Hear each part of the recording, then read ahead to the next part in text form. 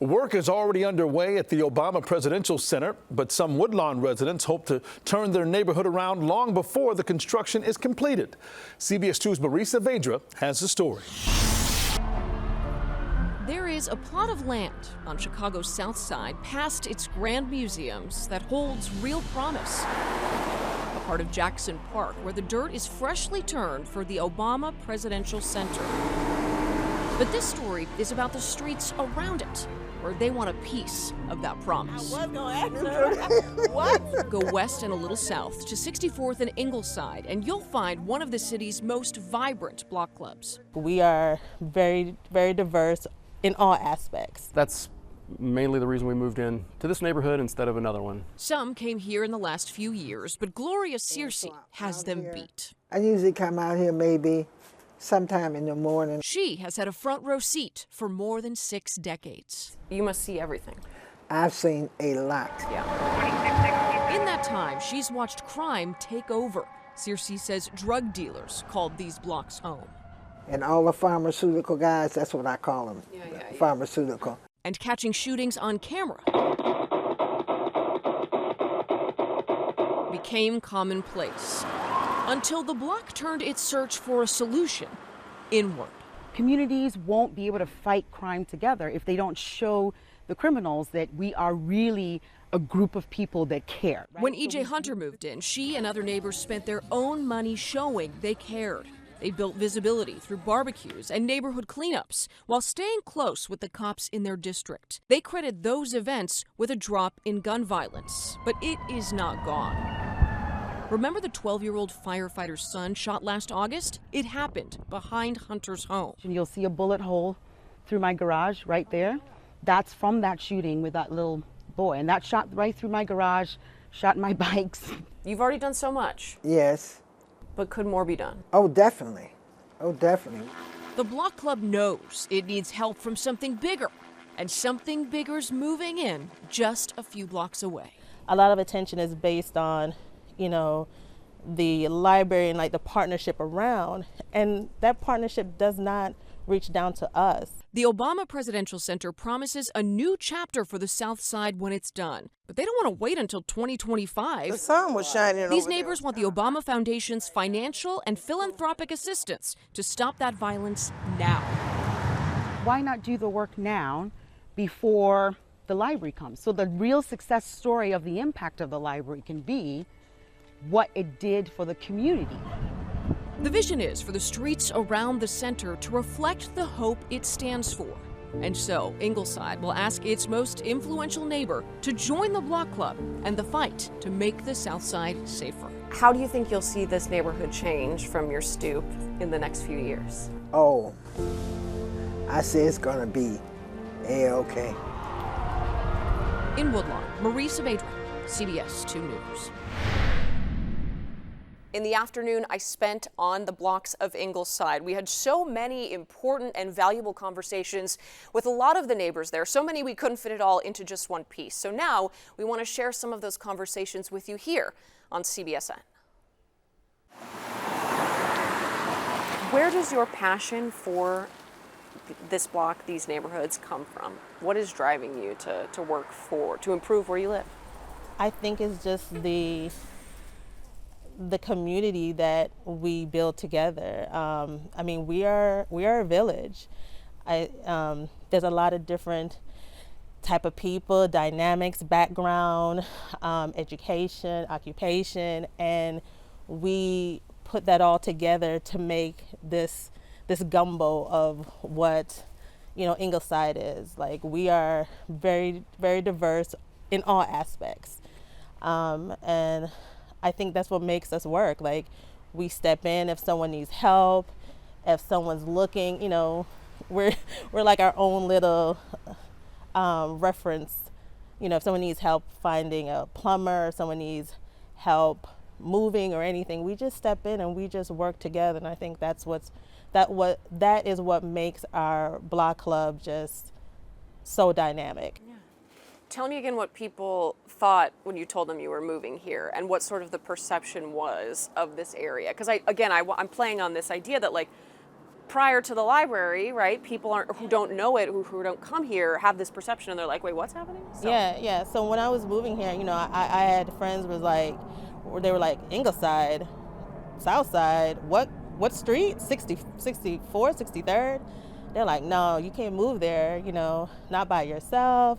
It's a bad neighborhood. And to be honest, I really didn't know a lot about this area. You read the statistics, but it's not just about the numbers. Numbers don't tell the full picture. It's about the people, it's about the atmosphere, it's about the potential. And yeah, a lot of people had discouraged me from moving, but there was something about the building, there was something about how the block looked. And like I said, when I was here, I saw Miss Gloria sitting on her porch, and I was like, oh, there's a lady sitting on her porch looking at me and seeing what's going on. So, that presence just made me feel comfortable about making that decision. But I don't think there wasn't one person that was like, other than my realtor, of course, that was like, yeah, move here. What has it been like watching the attention for the library contrast with what's happening in this neighborhood right now? Well, I think, there's as everyone knows, it's the Obama, it's our past president. So of course it's going to be a lot of attention there. It's just, we're just hoping that some of the attention reaches to the grassroots, like the block clubs, because we're here, we know what's going on. And I think a lot of attention is based on, the library and like the partnership around, and that partnership does not reach down to us. And we're the ones that are here every day. We're seeing it. We've been working on solutions within our block club, but it would be nice if someone would work with us on a sustainable solution, because there's just so much we can do as a block club. But if we had these type of partnerships that are done with some community, the politician, we would be able to, change not only our block, but the entire area, because we would be the poster child and we would have the blueprint on what works and what can really be sustainable if we have these type of partnerships. I think the main thing, and I don't know how else I can say it, is to really, when these organizations, corporations, foundations are really looking at investing in a facility, they have to invest in the community too. And I think to not just work with aldermen, like I said, or any type of politician or any type of, church leaders or anything, but to really work with organizations like the Block Club, especially our Block Club. I think it's very important because, we've been doing things like Dine on the Side. We've had CAPS meetings. We've been working with the police. We've been working with other areas. When we think about Ingleside Block Club, we've been working with Ellis and other areas to kind of show them what we're doing so they can implement some of the changes that we have. So I think the main message is really to have that partnership, not just at the top level, but have it with the block clubs, with the grassroots organizations like us, and not just go to who they think are our leaders. And I think that's what's really important, and that's the message that we want to put forward. Because you guys are leading yourselves. We've been doing it. It's like we've seen changes, like even when I started 9 years ago here. I mean, it wasn't the greatest neighborhood, but we took actions. We've took off work to go to court about certain housing issues. Well, like I said, we've done Dine on the Side. Every year we do an annual block party where we give away things to not only the kids on our neighborhood, any kid that comes to our block club gets supplies and everything they need. We've done so many different activities. Every year we have our Juneteenth celebration. We're active. And I think once people see how active and how passionate we are, it's contagious. And that's the kind of contagious disease that we want. That type of, coming together, that type of partnership. And we want it to be sustainable because we know as a block club, we can't do it alone. So how proud are you of the work that you all have done already? Oh, I'm extremely proud. I think about my neighbors and I and how much we've accomplished. I've only been here almost 8 years, and we have seen real change. When I moved here, there were shootings in front of my house, shootings behind my house. Sometimes I couldn't even enter my garage. What was this park related to crime, and what role did this park play related to crime in the neighborhood? I mean, until we worked to get the gates locked, a lot of shootings would happen where people were targeting either people in the park or targeting someone down that way in the alley. And so they would use the park as their gateway, right? We walk through, cut through so we can get here quickly so we can, shoot at our target. But this park, one of the things that we've done, not just our block club, but with the Baby Till Mobile Park Advisory Council, is trying to give this park a different identity and trying to make it so that children can still feel welcomed to use it. Everything that we've done to make our area of Woodlawn safe has been because we mobilized together as a block club. We have our text chain with which we communicate every single crime, every single thing we see. Your neighbor's garage is open, we do a text, we check it. We're really very tight knit. But we also did some really tangible things. One of which was work with the police, do the roll calls. We also realized that communities won't be able to fight crime together if they don't show the criminals that we are really a group of people that care, right? So visibility became important. We did a lot of things out there, barbecuing, cooking, back to school, game video trucks, bringing the zoo to the club, all of that out of our own personal pockets as a group. We didn't ask for help or anything. And so that has been what has given us some level of peace of mind. But obviously things have been picking up. And one of the elements that is so unfortunate has been, children can't be at the park to just play and have a good time. But with the instance with the young gentleman whose dad was a firefighter, regular day here just hanging out at the park, gunshots ring out. I've got 2 kids.